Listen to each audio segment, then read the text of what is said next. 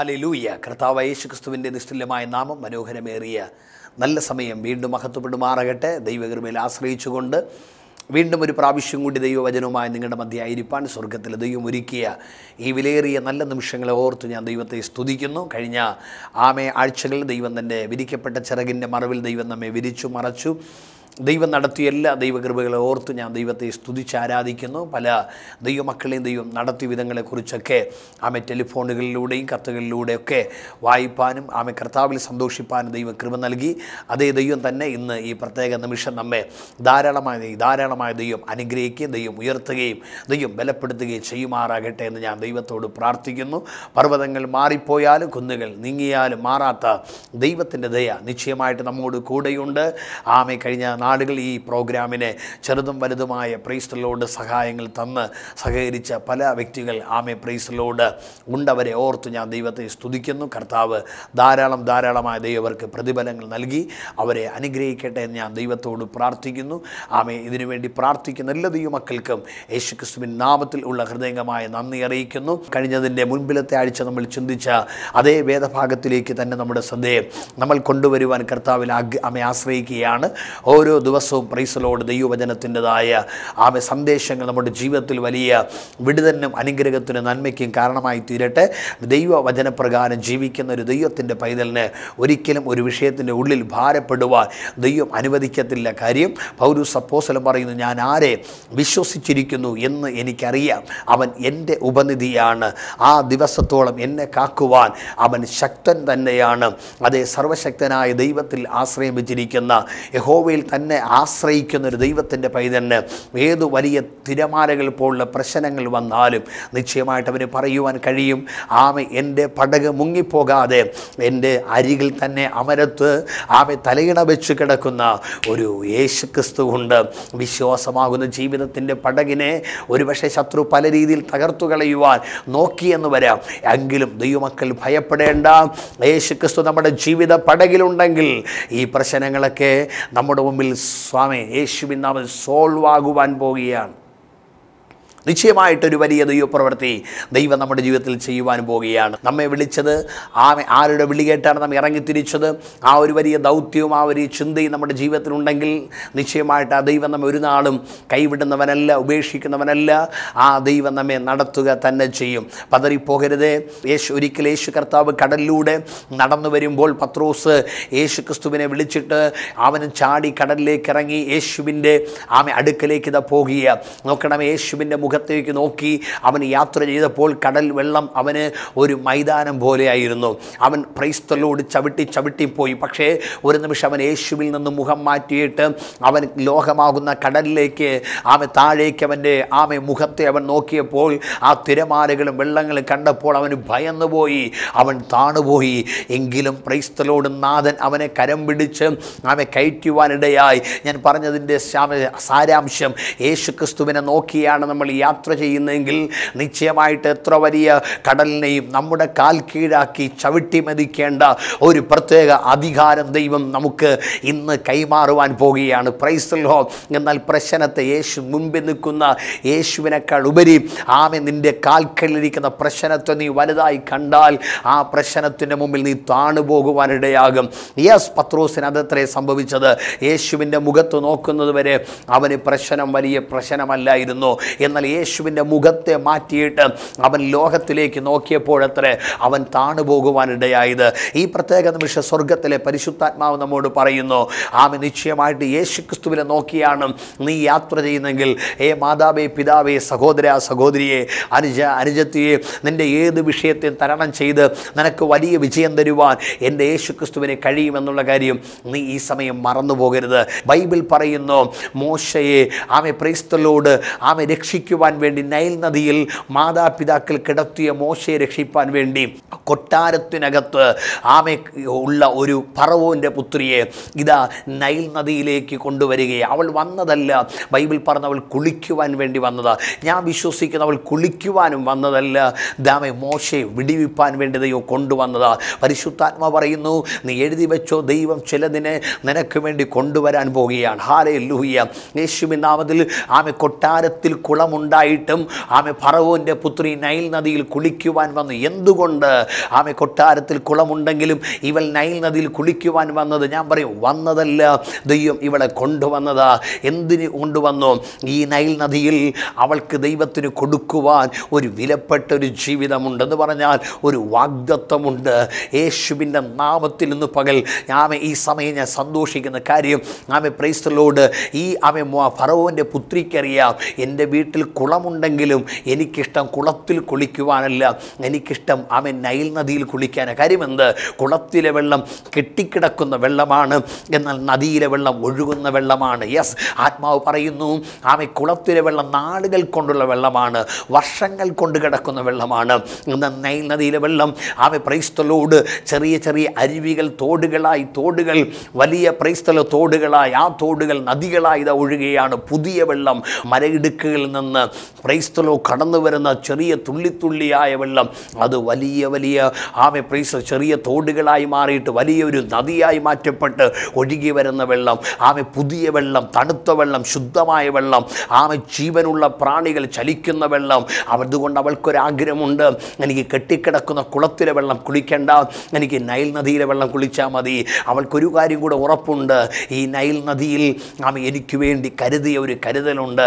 ഒരു പക്ഷേ ഫറവോൻ പറഞ്ഞു കാണും, മോളെ ഇന്ന് നീ നൈൽ നദിയിൽ പോകണ്ട, ഇന്ന് ഇവിടെ നിന്ന് നീ കുളിച്ചോ, ഈ കുളത്തിൽ നിന്ന് കുളിച്ചോ. പക്ഷേ അവൾ പറഞ്ഞില്ല, എനിക്ക് നൈൽ നദിയിൽ പോയേ പറ്റൂ. ചെല്ലു പറയും, വീട്ടിൽ ഇരുന്ന് പ്രാർത്ഥിക്കാം, വീട്ടിൽ ഇരുന്ന് ഉപവസിക്കാം, വീട്ടിൽ ഇരുന്ന് കരയാം, വീട്ടിൽ ഇരുന്ന് ആരാധിക്കാം, എന്നാൽ ഞാൻ പള്ളിയിൽ പോകുന്നില്ല. ഞാൻ പറയും, നൈൽ നദി ദൈവസഭയോട് കാണിക്കുന്നു.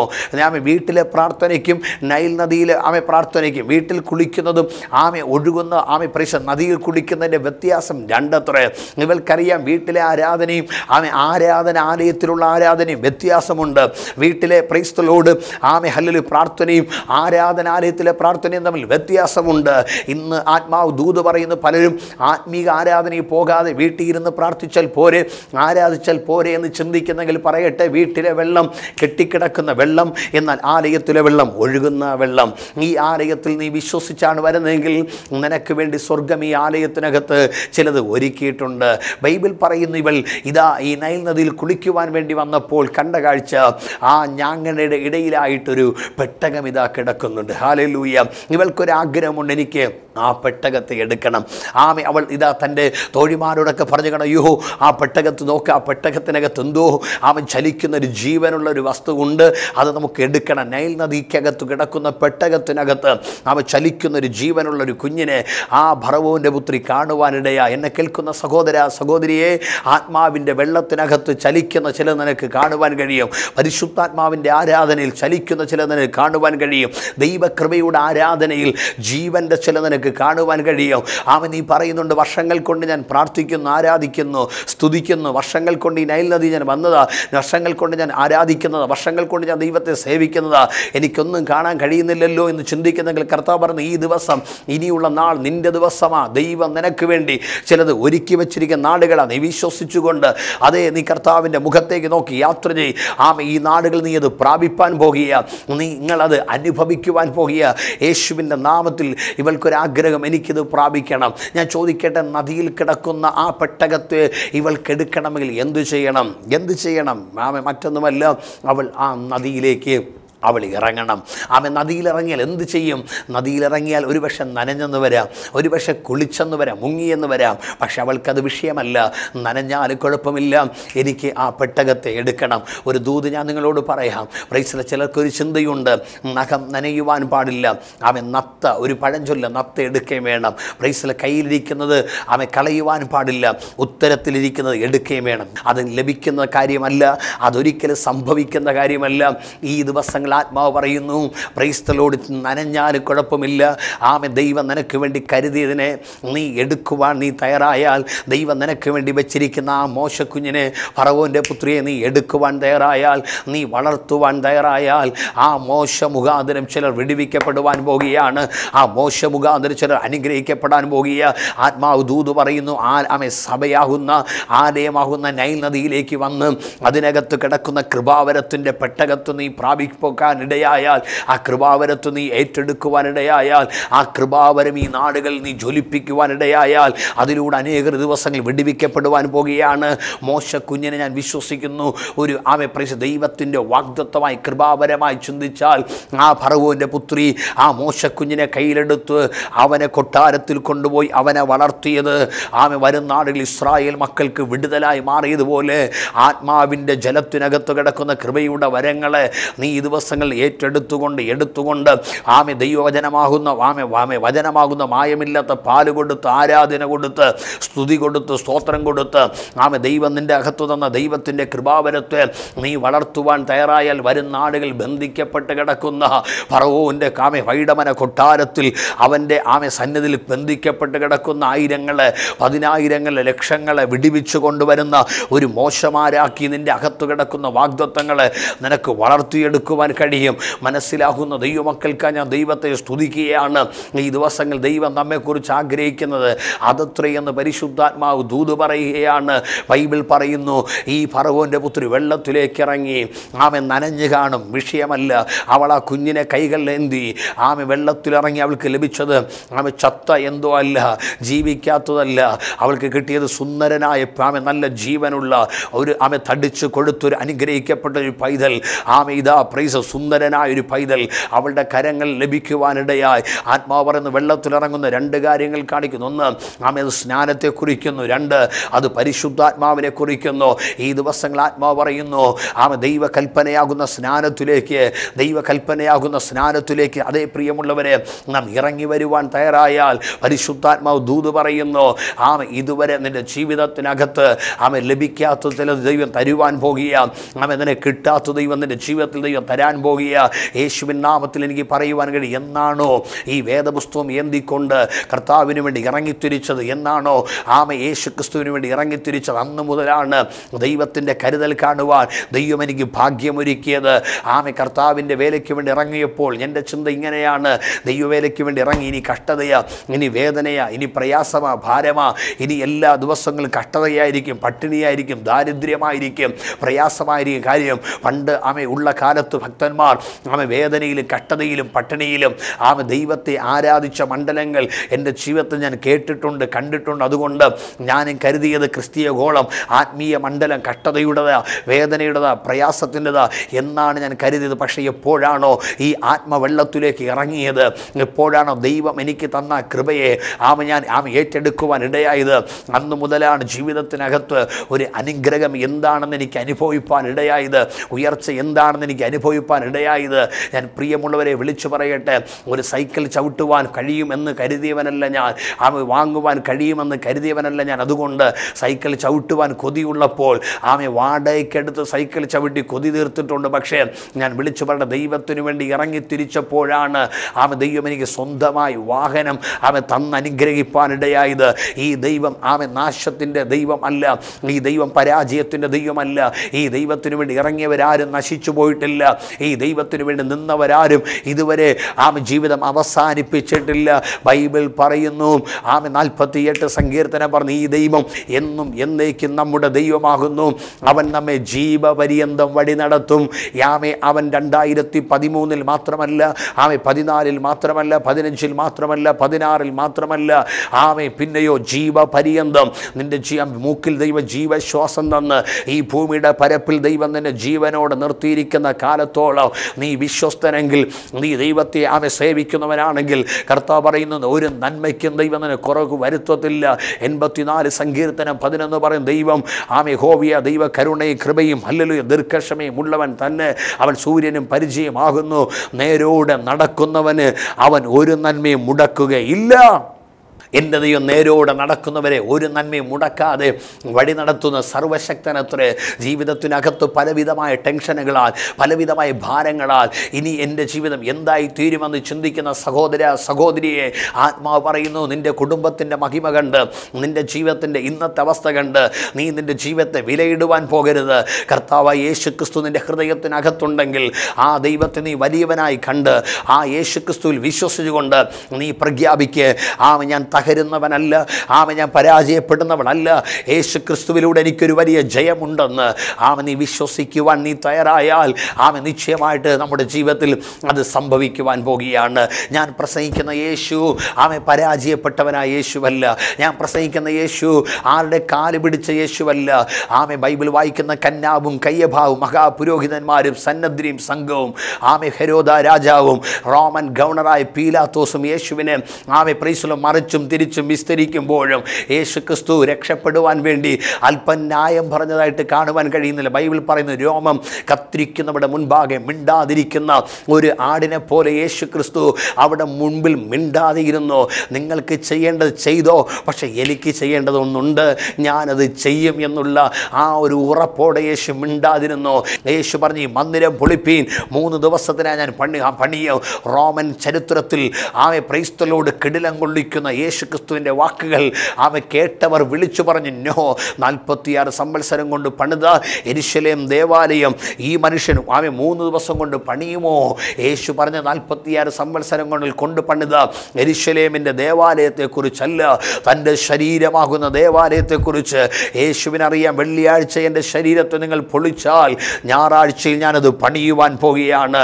മത്തായി 26:64 ആമൻ നിങ്ങൾ കാണും, പ്രൈസലോട്, ഇതാ മനുഷ്യപുത്രൻ ദൈവത്തിൻ്റെ വലത്തുഭാഗത്തിരിക്കുന്നതും ആകാശ മേഘങ്ങളെ വാഹനമാക്കി വരുന്നതും നിങ്ങൾ കാണുമെന്ന് പറയുമ്പോൾ മഹാപുരോഹിതന്മാർ വസ്ത്രത്തെ വലിച്ചു കീറി ആമെ ബൈബിൾ പറയുന്നവനെ ക്രൂശിക്കുവാൻ കൊടുക്കുവാൻ പറയുമ്പോഴും യേശു ക്രിസ്തു പതറിയില്ല. കാര്യം യേശുവിനറിയാം, ആമെ വെള്ളിയാഴ്ച ഇവരുടെ ദിവസമെങ്കിൽ ഞായറാഴ്ച എൻ്റെ ദിവസമാണ്. ഹല്ലേലൂയ. ബൈബിൾ പറയുന്നു, യേശു ക്രിസ്തു ആമെ പ്രൈസ് കാൽവരിയിൽ മനുഷ്യവർഗത്തിൻ്റെ പാപത്തിൻ്റെ പരിഹാരത്തിനു വേണ്ടി അവൻ മരിച്ചു എങ്കിലും 3-ാം ദിവസം യേശു ക്രിസ്തു ബൈബിൾ പറയുന്നു മരണത്തെ ആമെ തകർത്തുകൊണ്ട് ആ യേശു ക്രിസ്തു ഉയർത്തെഴുന്നേറ്റു. ആമെ പത്രോസ് പറയുന്നു, മരണത്തിന് യേശുവിനെ അടുക്കി അല്ലെങ്കിൽ ആമെ അടക്കി പിടിച്ചു വെക്കുക അസാധ്യമായിരുന്നു. ഒന്നും കൂടി ഞാൻ വിശ്വസിക്കുന്നു, ക്രൈസ്തലോട് ഒരു ആനപ്പുറത്തിരിക്കുന്ന ആമെ ക്രൈസ്തലൊരു ഒരു ആന ഒരു പക്ഷേ കുടയുമ്പോൾ അത് എത്ര ദൂരത്ത് പോയി വീഴും, അതുപോലെ ആ മരണശക്തിയെ കർത്താവ് ആമൻ ദൂരേക്ക് വലിച്ചെറിഞ്ഞിട്ട് യേശു കർത്താവ് ഉയർത്തെഴുന്നേൽക്കുവാനിടയായി. അതേ പ്രിയമുള്ളവരെ, യേശു ക്രിസ്തു അവൻ ജയത്തിൻ്റെ ദൈവമാണ്.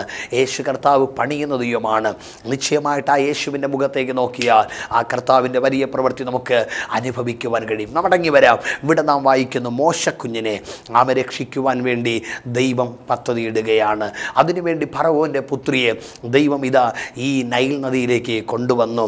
ആത്മാവ് പറയുന്നു, അവൾ ആ കുഞ്ഞിനെ എടുത്തു.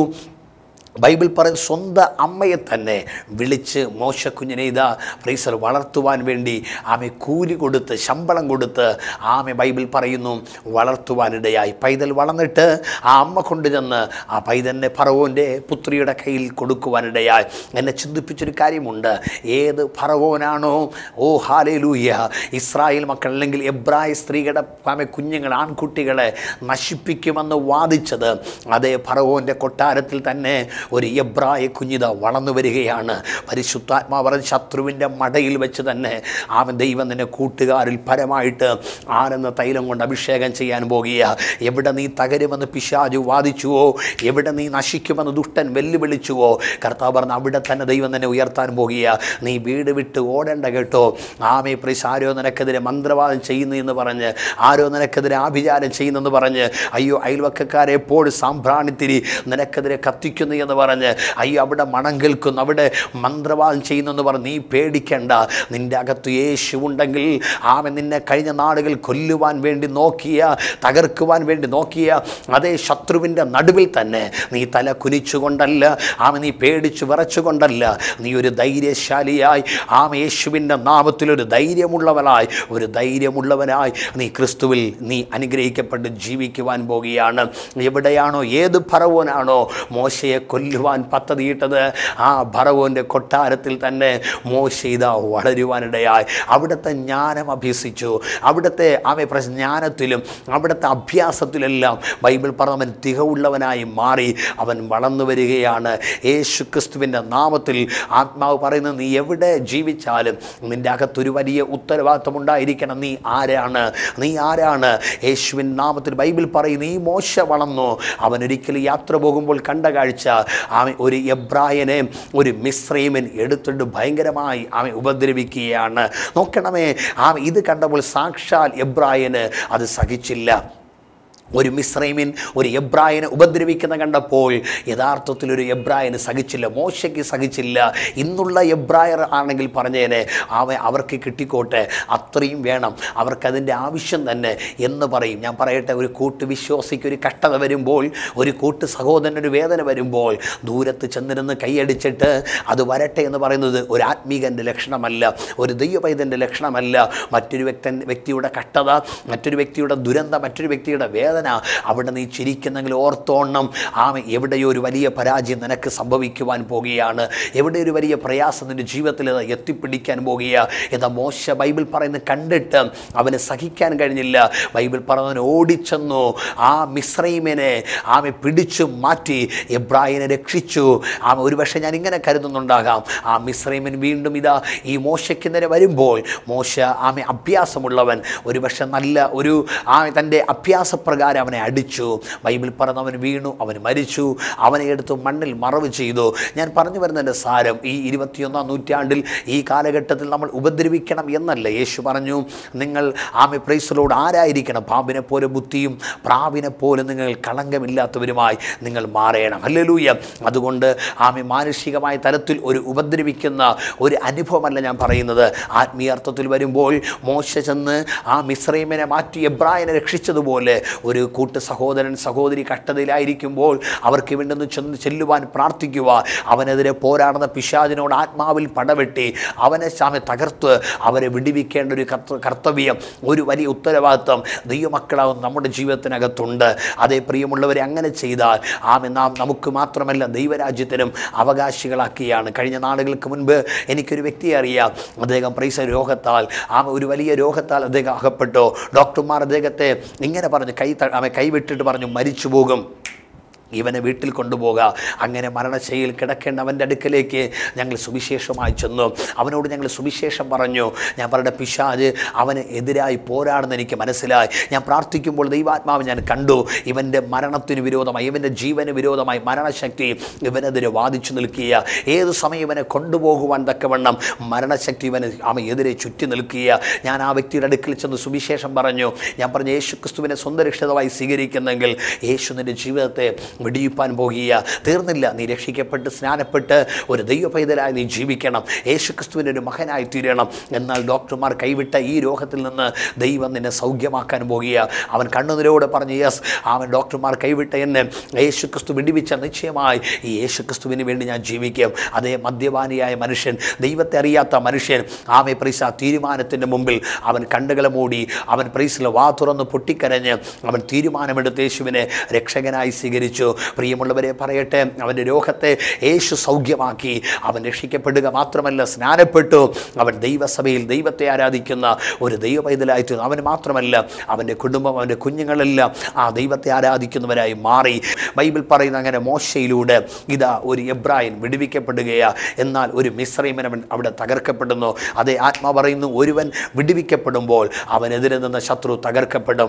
ഇന്ന് പകൽ ആത്മാവ് നിന്നെ തകർക്കുവാൻ വേണ്ടി നിൽക്കുന്ന ചില ശത്രുക്കളെ സ്വർഗം തകർത്തുകൊണ്ട് ദൈവം നിന്നെ വിടുവിക്കുവാൻ പോകുക. നിന്നെ നശിപ്പിക്കുവാൻ വേണ്ടി നിൽക്കുന്ന ദുഷ്ടാത്മാവിനെ എൻ്റെ ദൈവം നശിപ്പിച്ചിട്ട് ദൈവം നിന്നെ വിടുവിക്കാൻ പോകുകയാണ്. യേശുവിൻ്റെ നാമത്തിൽ കർത്താവേ, എനിക്കൊരു വിടുതൽ വേണമെന്ന് നീ ഹൃദയത്തിൻ്റെ ഉൾത്തടങ്ങളിൽ ആഗ്രഹത്തോടെ പ്രാർത്ഥിക്കുന്നെങ്കിൽ ആത്മാവ് പറയുന്നു, ഈ ശുശ്രൂഷ നമ്മുടെ ജീവിതത്തിൽ വലിയ വിടുതലായി മാറുവാൻ പോകുകയാണ്. എന്നാൽ പിറ്റേ ദിവസമാകുമ്പോൾ ബൈബിൾ പറയുന്നു, മോശ വീണ്ടും യാത്ര ചെയ്യുമ്പോൾ കണ്ട കാഴ്ച, രണ്ട് എബ്രായർ തമ്മിൽ പോരാടിക്കൊണ്ടിരിക്കുകയാണ്. ആത്മീകമായ രണ്ട് വ്യക്തികൾ തമ്മിൽ പോരാടിക്കൊണ്ടിരിക്കുക. മോശയ്ക്കൊന്നും ചെയ്യാൻ കഴിയുന്നില്ല. രണ്ടും എബ്രായരാണ്. മോശ അതിൻ്റെ ഇടിവിൽ ചെന്ന് വീണു. മോശ പറഞ്ഞു, അയ്യോ, നമ്മൾ രണ്ടുപേരും ഇങ്ങനെ യുദ്ധം ചെയ്യേണ്ടവരല്ല, നമ്മളിങ്ങനെ യുദ്ധം ചെയ്യേണ്ടവരല്ല, അതുകൊണ്ട് നമുക്ക് ഒരുമിച്ച് നിൽക്കണം. എന്നാൽ അവർ മോശയെ വിരട്ടി ഓടിക്കുവാനിടയായി. ഇന്നും ആത്മീയ ഗോളത്തിൽ സംഘടനയുടെ പേരുകൾ പറഞ്ഞ് അനേകർ ഭിന്നിച്ച് നിൽക്കുക. എബ്രായരോട് തന്നെയാണ് പോരാട്ടം. ക്രിസ്ത്യാനികൾക്കെതിരെയാണ് പോരാട്ടം. ഈ ദിവസങ്ങൾ ആത്മാവ് പറയുന്ന ഏത് സംഘടനയാകട്ടെ, ഏത് വലിയ സംഘടനയാകട്ടെ, ഏത് ഇൻഡിപെൻഡൻറ്റ് സംഘടനയാകട്ടെ, ആത്മാവ് പറഞ്ഞ് വിശ്വസ്തയോടെ ഒരുമിച്ച് നിൽക്കാമെങ്കിൽ ആത്മാവ് പറയുന്നു വൈഡാര ഹദ്ദുൽ കടകസിയാര ഒരു വലിയ ദൈവപ്രവൃത്തി നമ്മുടെ ഇടയിൽ വെളിപ്പെടുവാൻ പോവുകയാണ്. ഞാനൊരു കഥ കേട്ടിട്ടുണ്ട്. ഒരിക്കൽ ഒരു കുറുക്കൻ പ്രൈസലോട് 2 മാനുകൾ തമ്മിൽ സുഹൃത്തുക്കളാണ്. മാനുകൾ തമ്മിൽ പ്രൈസലോട് സുഹൃത്തുക്കളായതുകൊണ്ട് ഈ കുറുക്കൻ അറിയാം ഈ മാനുകളുടെ അടുക്കലേക്ക് പോയി ഒരുമിച്ച് നിന്ന് എന്നെ തകർത്തു കളയും. അതുകൊണ്ട് കുറുക്കൻ സൂത്രശാലിയെ കുറുക്കൻ ഒരിക്കൽ മാനെ വിളിച്ചിട്ട് പറഞ്ഞു, നിങ്ങൾ ആരാണ് ശക്തിയുള്ളവൻ എന്നറിയേണ്ടത് നിങ്ങൾ യുദ്ധം ചെയ്യണം. മാനുകൾ പറഞ്ഞു, ഞാൻ കാണിച്ചതിന് എൻ്റെ ശക്തി. 2 മാനുകളും ഈ സൂത്രക്കാരനായ കുറുക്കൻ്റെ ബുദ്ധി ചിന്തിക്കാതെ ഇവർ തമ്മിൽ യുദ്ധം ചെയ്യുവാനിടയായി. തമ്മിൽ ഇടിക്കുവാനിടയായി. ഇടികൾ മൂത്തു. മാനുകളുടെ പ്രൈസലോട് നെറ്റികൾ കൊമ്പുകൾ കൊണ്ട് അങ്ങോട്ടും ഇങ്ങോട്ടും കുത്തി. അവസാന തലമണ്ടകൾ പൊട്ടി 2 മാനുകൾ ക്ഷീണിച്ചു വീഴുമ്പോൾ ഈ 2 മാനുകളെ കുറുക്കൻ തൻ്റെ ആഹാരമാക്കുവാനിടയായി. അതേ പ്രിയമുള്ളവരെ, സംഘടനകളുടെ പേരുകൾ പറഞ്ഞ് പ്രൈസ്തലോട് മറ്റുള്ളതിൻ്റെ പേരുകൾ പറഞ്ഞ് പലയിടങ്ങളിലായി ചിഹ്നിച്ചതിൽ നിൽക്കുന്നെങ്കിൽ ആത്മാവ് പറയുന്നു ശത്രു നമ്മെ തകർത്തു കളയും. എന്നാൽ ഈ നാടുകളിൽ കർത്താവിന് വേണ്ടി ഒരുമിച്ച് നിൽക്കാമെങ്കിൽ മോശയെ പോലെ ദൈവത്തിന് വേണ്ടി ചില ചെയ്യുവാൻ കർത്താവ് നമ്മെ ഇന്ന് ഈ സമയം അഭിഷേകം ചെയ്യാൻ പോകുക. ഒരു നിമിഷം കണ്ണുകൾ മൂടിയാട്ടെ. നിങ്ങൾക്ക് വേണ്ടി ഞാൻ പ്രാർത്ഥിക്കുവാൻ പോകുന്നു. നല്ല പിതാവേ, ഈ ജനത്തിനു വേണ്ടി ഞങ്ങൾ പ്രാർത്ഥിക്കുന്നു. അങ്ങയുടെ രാജ്യത്തിനു വേണ്ടി ഒരുമിച്ച് നിൽക്കുവാൻ, കരങ്ങളെ കോർത്തു പിടിച്ച് തോളോട് തോൾ ചേർന്ന് കർത്താവിന് വേണ്ടി അതിശക്തിയോടെ ഓടുവാൻ, ഈ കാലഘട്ടത്തിൻ്റെ മറവിൽ പുത്തൻ അഭിഷേകത്താൽ ഈ പ്രിയപ്പെട്ടവരെ ദൈവം നിറച്ച് ദൈവം മറച്ച് ദൈവം മാനിക്കുവാൻ ഞങ്ങൾ പ്രാർത്ഥിക്കുന്നു. കൂട്ടുകാരിൽ പരമായിട്ടുള്ള ആനന്ദ തൈലം കൊണ്ട് ദൈവം ഇവരെ അഭിഷേകം ചെയ്യണമേ കർത്താവേ. ഒരു മോശക്കുഞ്ഞിനെ കർത്താവെ നൈൽ നദിയിൽ നിന്ന് വലിച്ചെടുത്തതും വളർത്തിയതുപോലെ പാപമാകുന്ന കർത്താവെ ലോകത്തിൽ നിന്ന് ദൈവ ചിലതിനെ വലിച്ചെടുത്ത് ദൈവ രാജ്യത്തിനു വേണ്ടി വളർത്തി അനേകരെ കർത്താവെ ക്രിസ്തുവിലേക്ക് നയിക്കുന്നവരാക്കി ദൈവം തീർക്കണമേ. രോഗത്താൽ കഴിയുന്നവർ കടബാധ്യതയാൽ പലവിധമായ വിഷയങ്ങളാൽ ഭാരപ്പെടുന്ന ഞങ്ങളുടെ പ്രിയപ്പെട്ടവർക്ക് വേണ്ടി ഞങ്ങൾ പ്രാർത്ഥിക്കുന്നു. യേശുവിൻ നാമത്തിൽ ഈ ടെലിവിഷനിലൂടെ അവർ കാണുമ്പോൾ തന്നെ അവരുടെ ശരീരത്തിലുള്ള എല്ലാ രോഗങ്ങൾ, എല്ലാ പ്രയാസങ്ങൾ കർത്താവ് മാറ്റണമേ. യേശുവിൻ നാമത്തിൽ കൈകാലുകൾ നീരുകൾ ബാധിച്ച കിഡ്നി പ്രോബ്ലങ്ങൾ യേശുവിൻ നാമത്തിൽ മാറട്ടെ. എല്ലാ ചെവി കേൾക്കുവാൻ കഴിയാത്ത മണ്ഡലങ്ങൾ, കണ്ണുകൾക്ക് കാഴ്ചകൾ കുറവുള്ള അനുഭവങ്ങൾ, ഞരമ്പുകൾ യേശുവിൻ്റെ നാമത്തിൽ വൈഡരകസി അന്തൽക്കനാര് രക്തത്തിൽ വൈഡമനാ രകശസി ഉണ്ടായ എല്ലാ അലർജികൾ യേശുവിൻ നാമത്തിൽ മാറി ശിരസ് മുതൽ പാദം വരെ ജനം വിടിവിക്കപ്പെടുവാൻ സഹായിക്കണം. സന്തോഷമില്ലാത്തവർ, സമാധാനമില്ലാത്തവർ, തലമുറകളുടെ വിദ്യാഭ്യാസങ്ങൾ, ഭാവികൾ, പലവിധമായി ഭവനമില്ലാത്തവർ, പല വിഷയങ്ങളാൽ ഭാരപ്പെടുന്ന ഈ ജനത്തിന്മേൽ യേശു ക്രിസ്തുവിൻ്റെ സൗഖ്യത്തിൻ്റെ കരം ഇപ്പോൾ ഇറങ്ങി വരേണ്ടതിനായി ഞങ്ങൾ പ്രാർത്ഥിക്കുന്നു. ജനത്തെ ദൈവം വിടുവിച്ച് അനുഗ്രഹിച്ചാലും യേശുവിൻ നാമത്തിൽ തന്നെ പിതാവേ. ആമേൻ, ആമേൻ, ആമേൻ. പ്രിയമുള്ളവരെ, നിശ്ചയമായിട്ട് നമ്മുടെ ദൈവം നിങ്ങൾ അനുഗ്രഹിച്ചിട്ടിരിക്കുന്നു. കഴിഞ്ഞ നാടുകൾ സ്വർഗത്തിലെ ദൈവം നമ്മെ കരുതി. അതേ ദൈവം വീണ്ടും നമ്മെ കരുതട്ടെ. ഈ പ്രോഗ്രാമിനെ ഓർത്ത് നിങ്ങൾ പ്രാർത്ഥിക്കുകയും നിങ്ങൾ സഹകരിക്കുകയും ചെയ്യുക. കർത്താവ് നിങ്ങളെ ധാരാളമായി അനുഗ്രഹിച്ച് വർദ്ധിപ്പിക്കുമാറാകട്ടെ. ആമേൻ, ആമേൻ.